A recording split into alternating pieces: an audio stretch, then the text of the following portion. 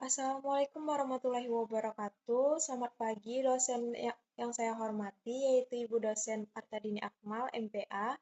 Di sini perkenalkan saya Kela Nazu Ashali dengan NIM 2504201.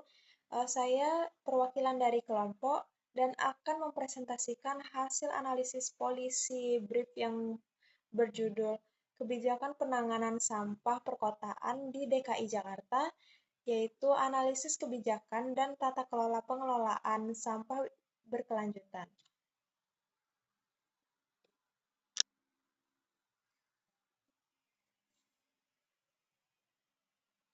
Di sini saya akan menjelaskan latar belakang dari kasus yang kami ambil, yang dimana permasalahan sampah perkotaan merupakan salah satu tantangan terbesar yang dihadapi oleh kota-kota besar di Indonesia. Salah satunya Kota Jakarta yang menghasilkan lebih dari 7.000 ton sampah setiap hari. Jumlah tersebut terus meningkat seiring pertumbuhan penduduk dan aktivitas masyarakat. Akibatnya, kapasitas TPST Bantar Gebang semakin terbebani dan menimbulkan berbagai dampak seperti pencemaran lingkungan, gangguan kesehatan masyarakat, serta menurunnya kualitas pelayanan publik. Karena itu, pengelolaan sampah menjadi isu penting yang membutuhkan kebijakan dan tata kelola yang efektif. Selanjutnya ada permasalahan publik yang dimana berdasarkan hasil kajian, terdapat beberapa masalah dalam pengelolaan sampah di perkotaan. Yang pertama, ada tingginya volume sampah yang terus meningkat setiap hari. Yang kedua, ada rendahnya kesadaran masyarakat dalam memilah dan mengelola sampah dari sumbernya. Yang ketiga, ada keterbatasan fasilitas TPS dan TPA. Yang keempat, masih adanya ketergantungan pada sistem pembuangan akhir atau end of pipe. Dampaknya adalah pencemaran lingkungan, gangguan kesehatan masyarakat, serta menurunnya kualitas hidup masyarakat perkotaan. Selanjutnya ada analisis proses kebijakan. Di dalam menganalisis kasus ini, kami menggunakan teori siklus kebijakan William Dunn yang terdiri dari 5 tahapan, yaitu yang pertama ada identifikasi masalah. Pada tahap ini ditemukan bahwa volume sampah yang tinggi belum diimbangi dengan pengurangan sampah dari sumbernya. Yang kedua adalah agenda setting, yang dimana masalah sampah menjadi perhatian pemerintah karena mendengarnya keluhan masyarakat, pemberitaan media, dan target nasional pengurangan sampah. Yang ketiga adalah formulasi kebijakan, yang dimana pemerintah merumuskan berbagai program seperti Jakstrada, Bank Sampah, pembatasan penggunaan plastik sekali pakai, dan edukasi lingkungan. Yang keempat adalah implementasi kebijakan yang dilakukan oleh Dinas Lingkungan Hidup, pemerintah daerah, komunitas lingkungan, serta sektor swasta. Yang kelima adalah evaluasi kebijakan, meskipun telah terjadi peningkatan jumlah bank sampah dan pengurangan penggunaan plastik, target pengurangan sampah masih belum tercapai secara optimal. Selanjutnya ada agenda setting dan formulasi kebijakan. Pada tahap agenda setting, pemerintah menjadikan persoalan sampah sebagai prioritas karena volume sampah terus meningkatkan dan kapasitas TPST semakin terbatas.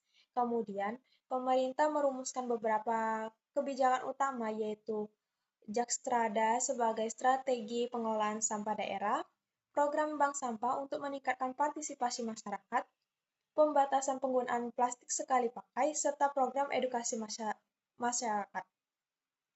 Tujuan dari kebijakan tersebut adalah mengurangi jumlah sampah yang masuk ke tempat pembuangan akhir dan meningkatkan kesadaran masyarakat dalam pengelolaan sampah. Selanjutnya ada implementasi kebijakan. Pada slide implementasi kebijakan ini melibatkan berbagai pihak seperti Dinas Lingkungan Hidup, pemerintah kecamatan dan kelurahan, pengelola bank sampah, komunitas lingkungan, dan sektor swasta. Namun, implementasi masih terus menghadapi beberapa tantangan, yaitu rendahnya kesadaran masyarakat, kurangnya optimalnya kepatuhan terhadap aturan, keterbatasan sarana dan prasarana, serta pengawasan yang belum maksimal. Slide selanjutnya ada evaluasi kebijakan. Hasil evaluasi menunjukkan adanya beberapa capaian positif, seperti meningkatnya jumlah bank sampah dan berkurangnya penggunaan plastik sekali pakai. Namun demikian, partisipasi masyarakat masih belum merata, teknologi pengelolaan sampah masih terbatas, dan sistem pengelolaan masih bergantung pada TPA. Artinya, kebijakan yang ada sudah berjalan tetapi masih memerlukan perbaikan agar lebih efektif.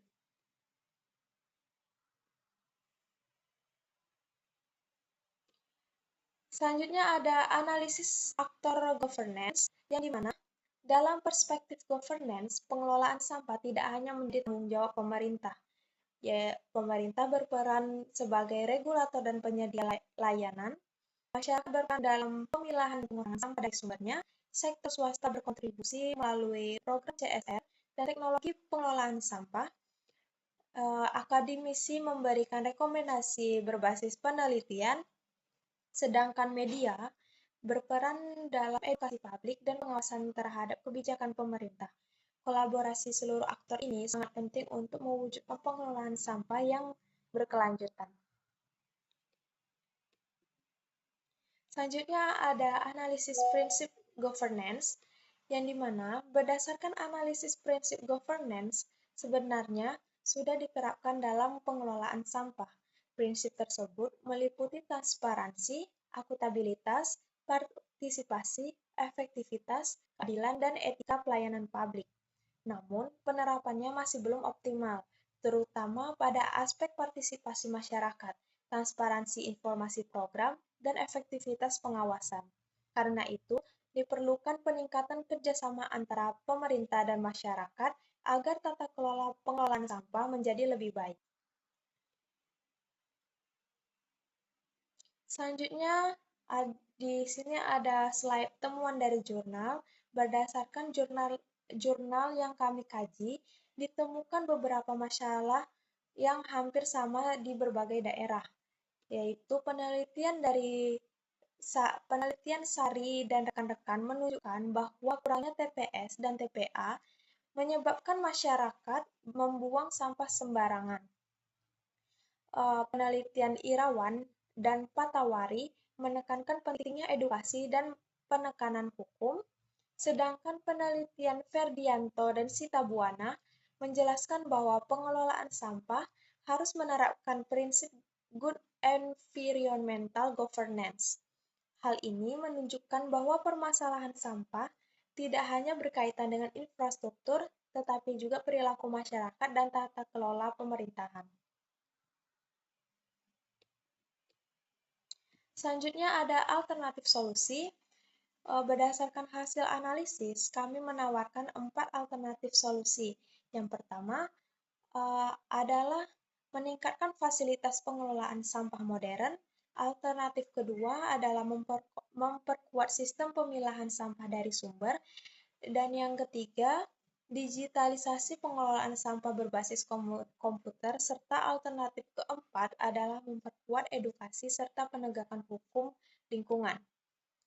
Keempat alternatif tersebut memiliki kelebihan dan kekurangannya masing-masing, namun semuanya bertujuan untuk mengurangi volume sampah dan meningkatkan efektivitas pengelolaan sampah. Selanjutnya ada rekomendasi kebijakan. Dari 4 alternatif tersebut, kelompok kami memilih alternatif kedua yang didukung alternatif ketiga dan keempat. Artinya, rekomendasi utama kami adalah memperkuat sistem pemilahan sampah dari sumber yang didukung, digitalisasi pengelolaan sampah berbasis komunikasi, serta edukasi berkelanjutan. Rekomendasi ini dipilih karena lebih realistis, membutuhkan biaya yang lebih rendah dibandingkan pembangunan fasilitas besar, mampu meningkatkan partisipasi masyarakat, serta mendukung transparansi dan akuntabilitas dalam pengelolaan sampah.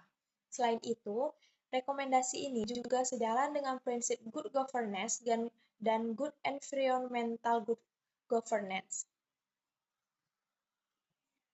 Selanjutnya di slide terakhir yaitu kesimpulan. Sebagai penutup, simpulkan bahwa permasalahan sampah perkotaan merupakan masalah publik yang kompleks dan membutuhkan keterlibatan berbagai pihak. Keberhasilan pengelolaan sampah tidak hanya bergantung pada masyarakat, tetapi juga pada partisipasi masyarakat, sektor swasta, akademisi, dan media. Melalui penguatan pemilahan sampah dari sumber, digitalisasi pengelolaan sampah, dan edukasi yang berkelanjutan, diharapkan pengelolaan sampah dapat menjadi lebih efektif, efisien, dan berkelanjutan. Sekian presentasi dari saya. Terima kasih atas perhatian Ibu. Wassalamualaikum warahmatullahi wabarakatuh.